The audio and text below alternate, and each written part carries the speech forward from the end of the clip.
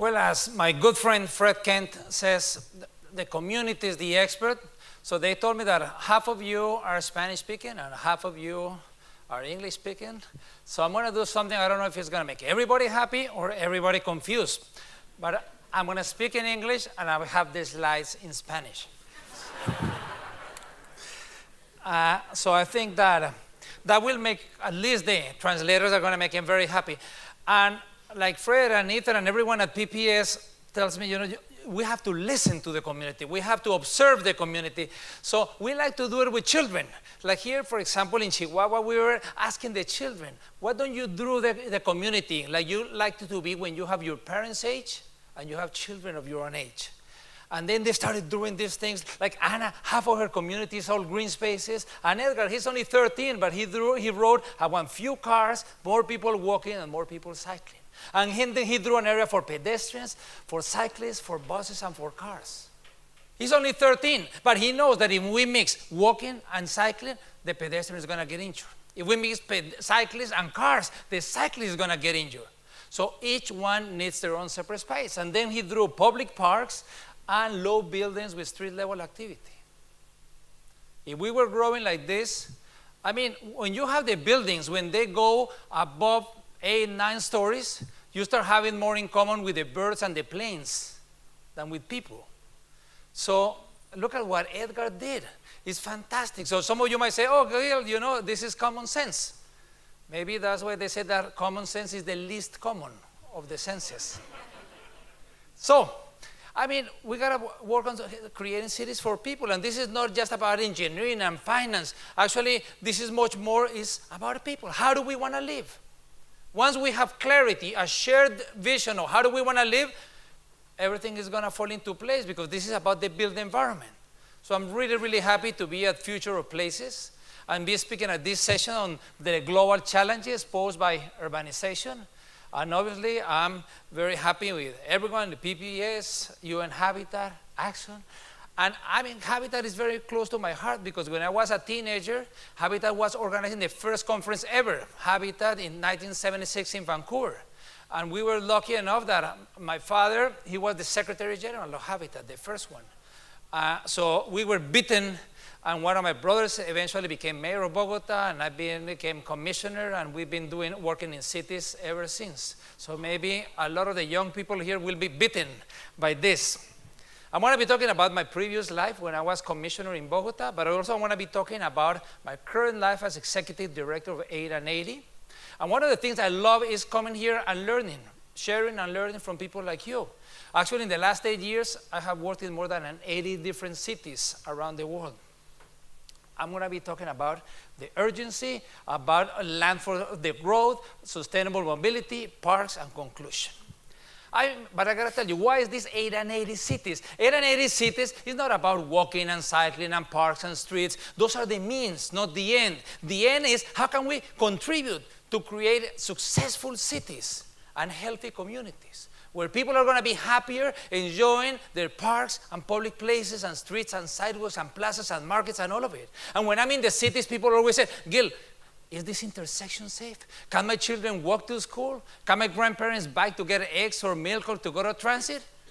You don't need to be a transportation engineer. 3 simple steps. Step number 1, think of an 8-year-old that you love, your son or daughter or nephew or grandchild.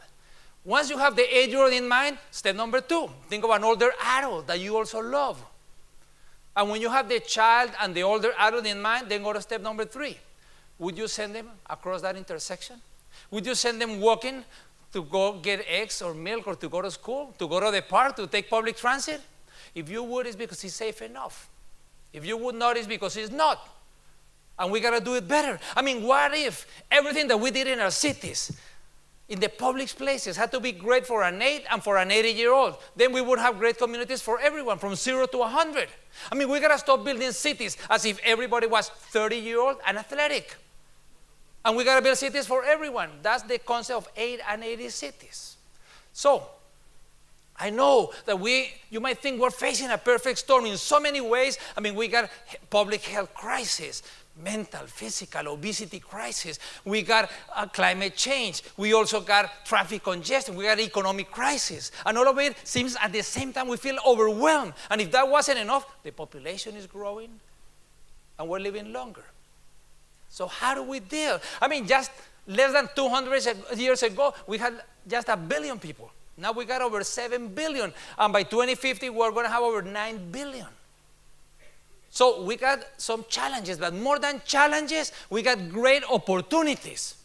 Great opportunities. But also we have a huge responsibility because the population, all the forecast says that it's going to level off around 2050, 2060. So this growth, we just happen to be at a fantastic time in age that these 2.5 billion people, whatever we do or don't do, is going to depend the quality of life of billions of people for hundreds of years. So the parks that we live, the size of the streets, the connectivity, the distance. I mean, last year people said, oh, big news, half of the people are living in cities. Actually, that was a very clear trend. For the last 50 years, the rural population was going down, the urban population was going up. And I mean, just 100 years ago, only 20% of the people lived in cities. Now it's going to go to 80%, and not only a much higher percentage, but also a higher percentage of a much bigger number. I mean, in Latin America, we're going to grow by 200 million people in the next 40 years. 200 million in just 40 years. So that means not only do we have to improve the cities that we have today, but we got to create great cities for another 200 million people in just 40 years. That's why I say we have a challenge, but also a great opportunity. Also, we're living longer.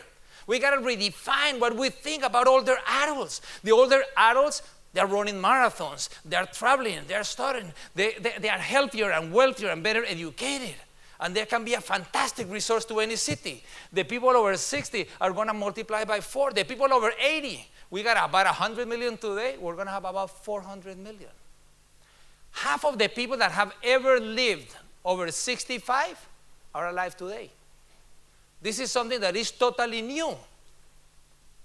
So, I mean, here we got the people, on this side, the life expectancy and then the income. Look at this, just 200 years ago. This is numbers for Mexico, but it's almost all of Latin America is the same. The life expectancy was just 27.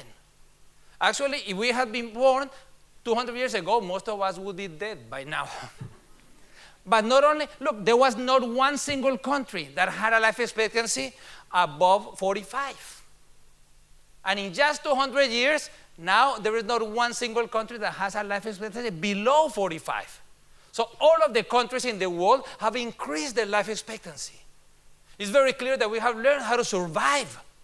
But now, with all of these issues, it's also very clear that we need to learn how to live.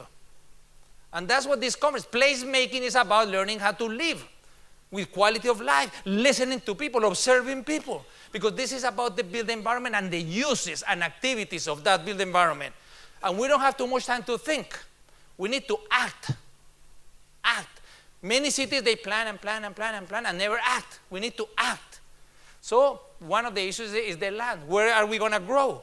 Is it going to be slums all over the place? Some people say, oh, the slums. It's because the governments are corrupt. It's because the governments are inefficient. I know there are some inefficient and I know there are some corrupt. But every single developing country has slums. You cannot say that everyone is corrupt or that everyone is inefficient. No, there is one thing that is more important, and is that the slums, the other side of the coin, is private property of the land. Private property of the land. Private property and supply and demand do not work around land. I love supply and demand, because if I'm charging too much for this water, then someone else produces another water and the price comes down. But it doesn't matter how much demand there is for land, there is no more supply. So through private ownership of the land around the cities, we're forcing the poorest people to live in the worst places. The furthest away, the places more dangerous, the places that are not healthy, and so on. Governments have to intervene in the property of the land. Last week I was in Denmark. In Copenhagen, over half of the buildings, of the housing units, are directly controlled by the government. You go to places like Finland, all of the land around the city has been owned by the government for many, many years. I mean, when my brother was mayor of Bogota, he dealt with the slums. Two things. One is he said we got to legalize the slums so that we can provide services of water and sewage and so on. Over 400 neighborhoods were legalized. But obviously that's not the ideal because they are located in the worst places, in the most difficult to reach. And then what else did he do? He said he started buying big pieces of land. So he bought these gigantic pieces of land where the government did the urban structure, the sidewalks, the bikeways, the parks, the connectivity with the schools, and then invited the private sector to do the buildings and do the tenders. And then with government intervention, you ended up with low-income housing with very good quality of standard, where then you could have placemaking around how to make it vibrant and exciting.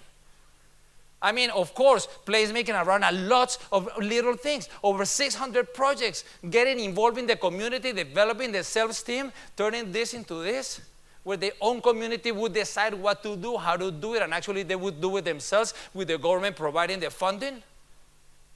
I mean, in Mexico, we heard a little bit about Mexico earlier. Mexico in the last 30 years, the biggest 100 cities grew by 2.5 times. 2.5 times. But the urban area, the footprint, grew 11 times. Can you imagine? It's as if here we got 200 people, and now we got 400. We fit them in this room, it's okay. Or if we double the size of this room. But what happens if this multiplies by 11? It's going to be totally unsustainable. I mean, this is Guadalajara. I mean, in the next 10 years in Mexico, they're building housing for 30 million people. I mean, Mexico has done something really good. They now have the financial system and the know-how to build over 1 million homes per year. So they have solved the issue of quantity, but they really got to work on the issue of quality and location, especially location. Because if Mexico does it bad, and Mexico is just an example of any developing country in the world, then without bikeways and parks and sidewalks and crosswalks and unsafe, then you are going to mortgage the future for hundreds of years. But well done, with bikeways and sidewalks and all of this, you could transform Mexico in one of the countries with the best quality of life in the world. I mean, this is what people have in mind of social housing in Mexico. I mean, in many times they had a developer invited me to work with them. They had been focused on the 30 or 40 square meters for 20, 30 years. I said, what else can you do in 30 or 40 square meters? You already have the solution. But you got to think, when you live in a 30 or 40 square meter, you don't live there. You sleep. You live outside. So the sidewalk is very important. The park, the public space, the bikeway, the connectivity to the school. So then we started working in many things in houses of $20,000, and we created a place where people could go shopping grocery within 100 meters of every home, and community groups to take care of the parks, free Wi-Fi in all of the public places, and eco-mortgages, and then we reduced the speed of the houses, created bikeways, and then created also pedestrian areas, and then, but community life flourished. People, actually took some of the wealthiest people in Mexico here, and I said, these people have so much more quality of life than you have in your $1 million homes. Look at this. When do you see your spouses or your children outside playing in the street and everybody mingling, people of all ages and all conditions? But if you do those, it doesn't matter how good the placemaking that you do. If it's 2 hours away from the place of work and people got to spend 4 hours a day on mobility, in bad public transit, that is not going to be sustainable. That's why the structure of the land use, where the cities are going to grow, is very, very, very important. I'm going to go to 10 minutes. I'm going to round up in 10. We're going to go sustainable mobility. I mean, sustainable mobility, we got to make it safe for everyone. You know, 1.2 million people die every year in traffic accidents, quote unquote, because they're not accidents. 270,000 of them are people walking on the streets, 270,000. While we're meeting these 3 days, over 2,000 people are going to be killed walking in public places. I mean, imagine for a second that we got 4 planes flying all over, and these 4 planes crash and everybody dies. today, and another 4 planes tomorrow, and another 4 then. That's how many people walking are killed on the streets every day of the year.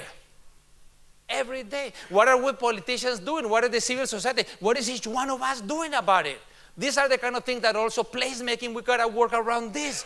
I mean, people walking gotta be the priority, because everybody is pedestrian. Every trip begins and ends by walking. We walk to the cars, we walk to places, but it has not been a priority. This is how we've been building the cities. The little space for the people walking is being encroached by the cars. So this is like an insult. We're telling these people you are a second-class citizen, a third-class citizen. Everywhere around the world, we need, Dubai, Mumbai, everywhere. So we really got to work on this. And similar to walking, I think in sustainable mobility, we got to think of cycling. I mean, cycling is just a more efficient way of walking. If you are going to go half a kilometer, then you walk. But if you're going to go 5 kilometers, you take a bike. If you are going to go 20, you take public transit. But the three of them have to be linked. And the places is the glue that links walking, cycling, and transit. If we got good places. This is why it's so important to have sustainable mobility. Walking, cycling, and transit, they got to be best friends. I'm not saying that this is the future of the car industry, but nevertheless, it's changing. It's changing very rapidly. In the last 2 years in North America, the young people, 18 through 24, purchase fewer cars than any time in the last 40 years. I mean, the role of the car is changing very, very fast. Now people rather have an iPad than a car. But of course, there's going to be also electric cars and all of these kind of things. And also, we're buying a lot of things through the internet, but we don't get it through the internet. So UPS and FedEx, they're hiring lots of people on bicycles to do the last 2 or 3 or 4 kilometers. So a big truck comes into the neighborhood, and then the door-to-door is done by bicycles. I mean, talking about bicycles, in Bogota, we built 280 kilometers of bikeways in 3 years, and we went from less than 0.5% to more than 5% of the cycling. And then we did this in many, many places. Actually, in some of these places,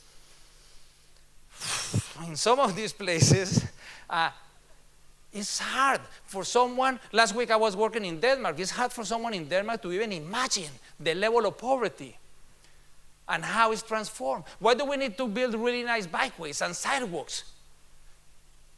Part of it is because it improves the quality of life, but it's safer. But part of it is because we need to dignify the people walking. We need to dignify the people cycling.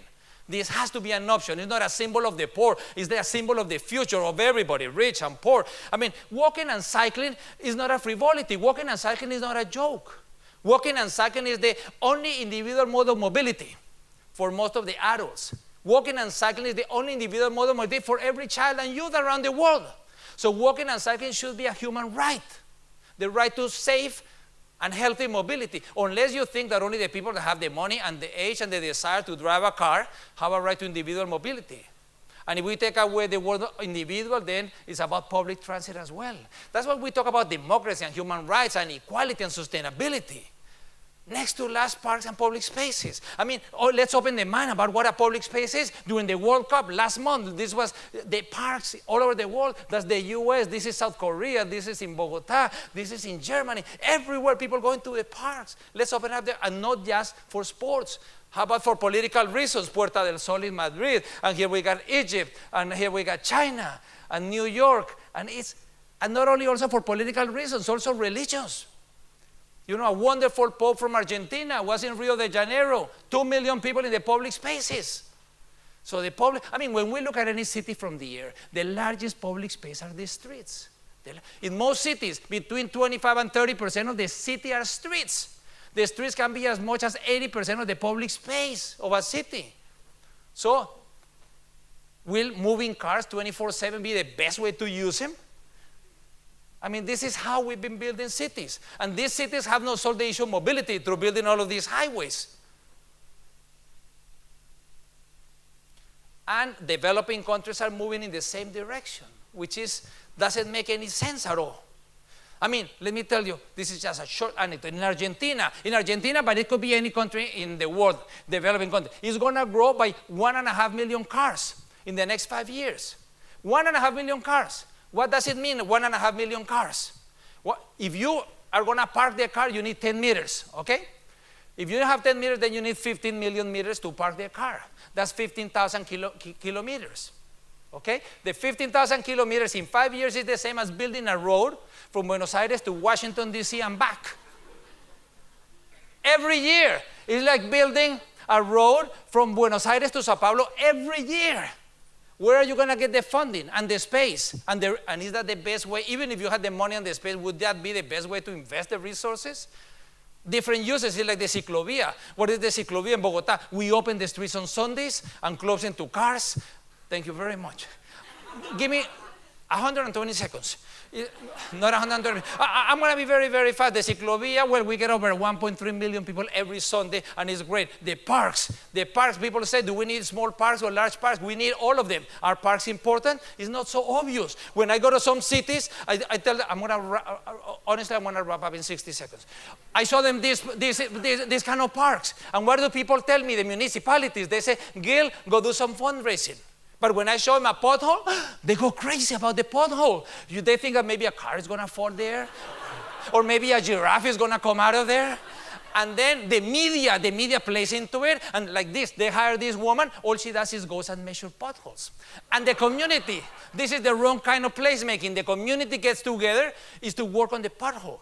And finally, when they fix it, the mayor and the engineer, they go and celebrate.